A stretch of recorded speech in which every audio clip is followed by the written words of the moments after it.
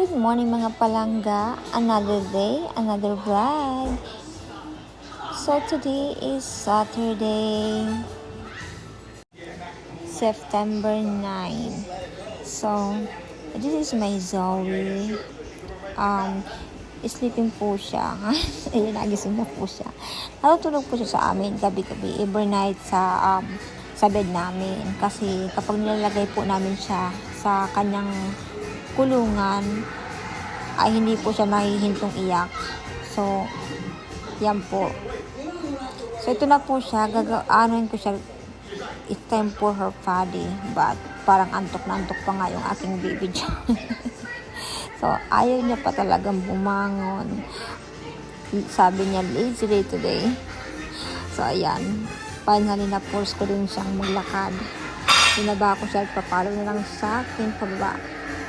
Bilis-bilis magtakbo ng ating baby. Look, she is so cute.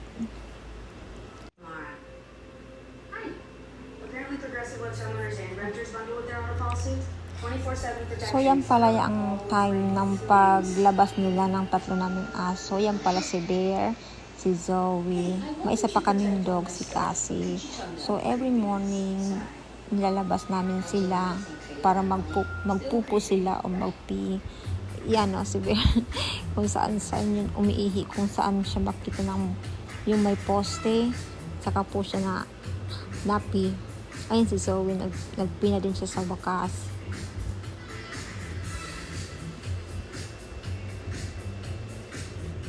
So, pag umaga pala, magandang view guys, na makikita mo yung water. Kasi yung bahay namin nasa tapat ng water. Ng lake, I mean. Pag umaga, gusto ko makikita dyan kasi nga, pag pumunta ka doon sa pinakadulo sa may dock, makikita mo yung fish, ang lino ng tubig. Tapos, pag umaga, nakikita ko yung mga fish dyan sa may gilid ng tabing ilog na may fish silang malaki. Sabi ko nga sa asawa ko, magpipishing ako. Pero wala pa daw akong fishing license, kaya bawal pa. So, pinapasok ko na nga ito kasi tapos silang magpusa labas. So, it's time for me to get up, going to the top, and magluluto ako ng breakfast ng aking asawa at aking mga anak.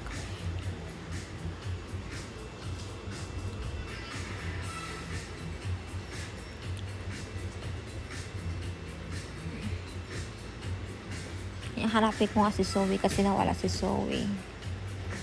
Andito naman sa kanyang kapatid. Titignan ko dito sa minsan kasi tinatago ng anak ko sa ilalim ng blankie. Watch my face.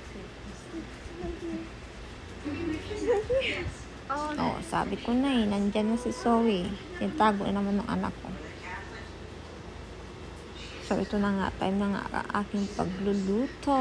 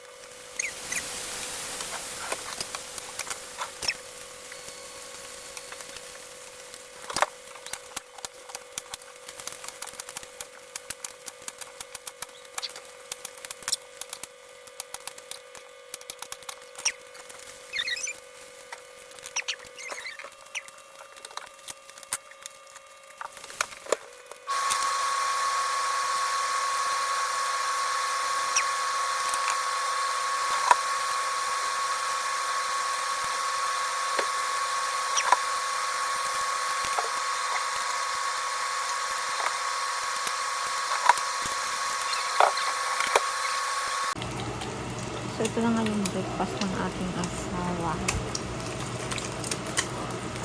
Egg, hash brown, tsaka bacon, I think. So, kasi yun yung gusto niyang breakfast every morning. Tapos, sa anak ko naman, gusto niya nila ng macaroni soup. So, pinakulo ko muna yung macaroni with milk in it, and then, what is it called?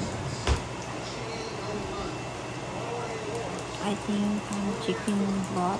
Nilagay ko para sa soup.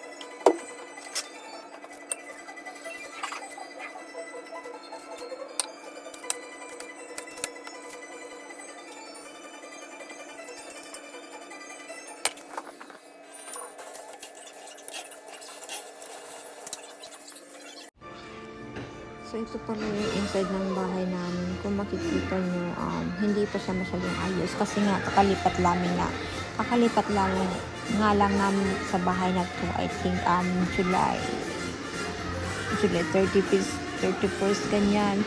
So, medyo makalat pa siya inside. So, ayun nga, kumakain yung anak ko. Kagising lang yan. So, kasi yung asawa ko, mas may computer. So, iba talaga kapag nanay ka, priority talaga yung pamilya mo para makakain sila sa araw-araw. So, ito na dito yun. Ito yung magandang panoorin dito. Kapag every weekends, ang ganda-ganda po nilang tingnan. Pero nakakatakot talaga.